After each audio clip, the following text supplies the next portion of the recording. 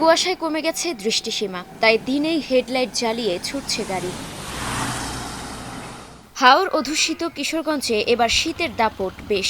দেশের সর্বনিম্ন তাপমাত্রা আজও নিকৃতে, রেকর্ড হয়েছে 10 ডিগ্রি সেলসিয়াস। কনকনে ঠান্ডায় স্থবির জীবনযাত্রা। সকালবেলা ঠান্ডার দিন বাড়িতে পারি না, বাড়িলেও ঠান্ডার মধ্যে গাড়ি চালাতে পারি না। আমরা খুব কষ্টের মধ্যে আছি, ঠান্ডাটা খুব বেশি, সূর্য দেওয়া যাইতেছে না। আমাদের সকালে কোচিং থাকে, প্রাইভেট থাকে, আমরা কলেজে যাই, যা অনেকটা আমাদের জন্য কষ্টকর। সারা দেশেই কম বেশি একই চিত্র, ঘন কুয়াশার সাথে বইছে হিমেল হাওয়া। প্রকৃতির স্নিগ্ধতার মাঝে রয়েছে জীবনযুদ্ধ।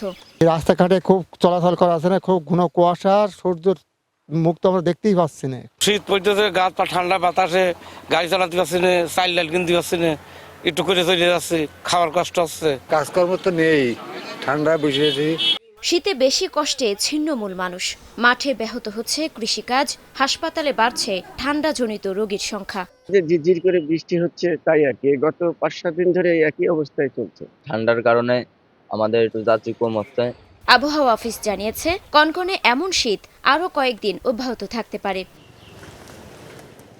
মুক্তা আক্তার, স্টার নিউজ।